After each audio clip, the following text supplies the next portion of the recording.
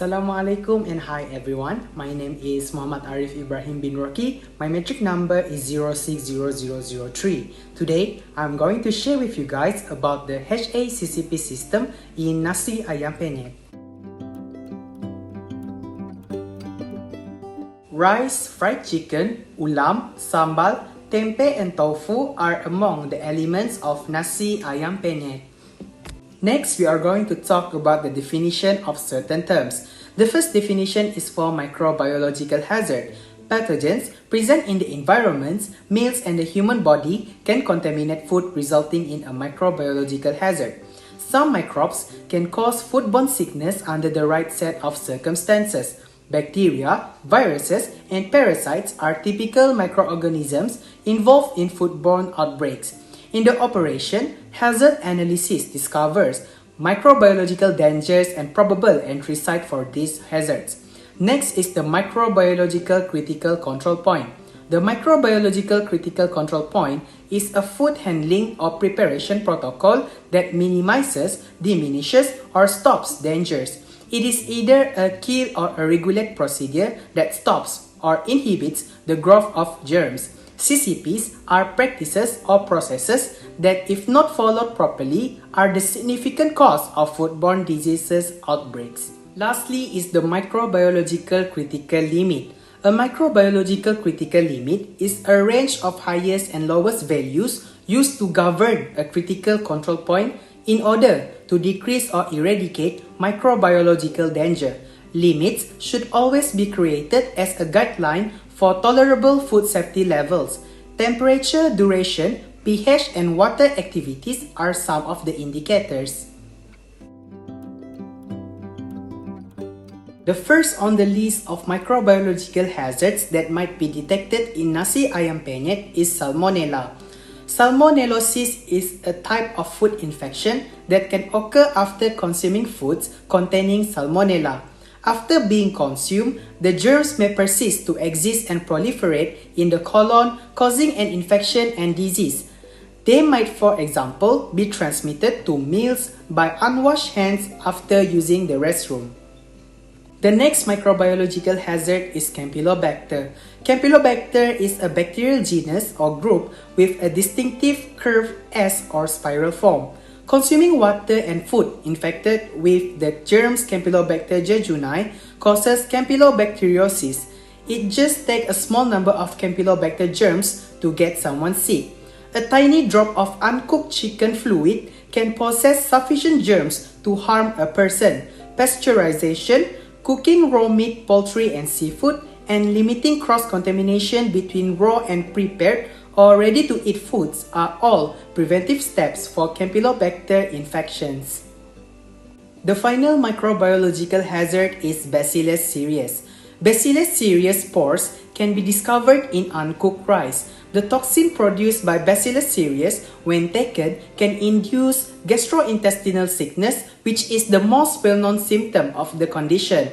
Processing through cooking and rapid cooling is one of the simplest strategies to avoid foodborne sickness correlated with Bacillus species. Now we are going to assess the hazard according to its severity.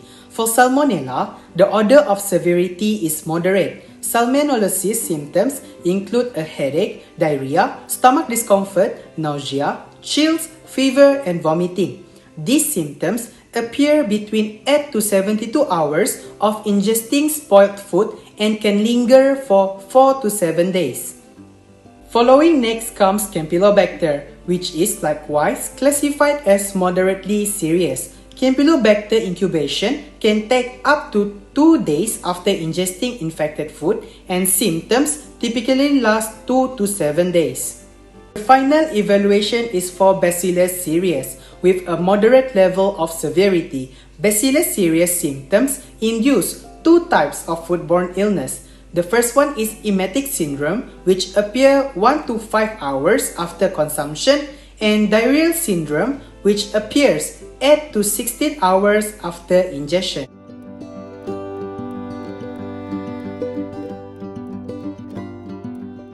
The Nasi Ayam Penyet flow points to be monitored are as follows.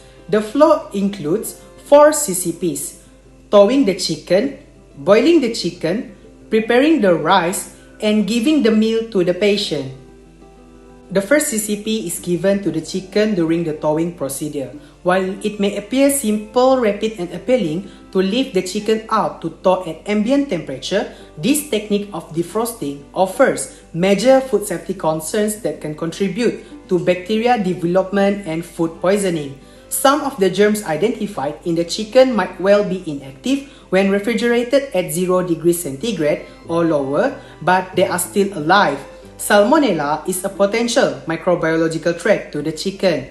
Cooking to 71 degrees centigrade kills them quickly. As a result, the safest approach to thaw the chicken would be in the refrigerator, as it will not have to pass through the temperature danger zone where germs may readily grow and reproduce. The next CCP is the boiling step, where it is important to ensure that the chicken is not undercooked. Campylobacter is a potential microbiological hazard in raw chicken. Campylobacter is eliminated by heat, therefore, good cooking kills this organism totally. The chicken must be cooked to 70 degrees centigrade or above and kept there for several minutes. It is critical to ensure that the chicken's flesh is well cooked. Meat thermometers may be used to ensure that the chicken is at a safe internal temperature. Without a thermometer, test poultry and meat by inserting a skewer into the middle of the dish and seeing if the juices flow clear. More cooking is required if the juices are pinkish or crimson. The third CCP is cooking the rice. Cooking the rice is critical because uncooked rice can contain spores of Bacillus cereus. If the rice is left out at an ambient temperature, the spores might develop into bacteria and reproduce. The bacterium can proliferate and end up creating the emetic toxin throughout the unrefrigerated storage, which will not be killed or inactivated by a future processing step. As a result, the rice should be kept at temperatures below 7 degrees centigrade or over 63 degrees centigrade, which are the threshold temperatures for heat-resistant spore germination. The last CCP is serving the Nasi Ayam Penyet to patients. Nasi Ayam Penyet should be consumed within 4 hours of being offered at room temperature to limit the danger of bacterial foodborne disease multiplication. The major cause of Bacillus cereus multiplication in meals cooked in the facilities was linked in many cases to incorrect refrigeration temperature and the interval between dish preparation and consumption. As a result, the leading cause of non-compliance with the flow is prepared food that has been held to room temperature for more than 4 hours. It can be observed that the cooking was done at 6:30 a.m. but the meal was left at room temperature until 2 p.m., allowing germs to proliferate.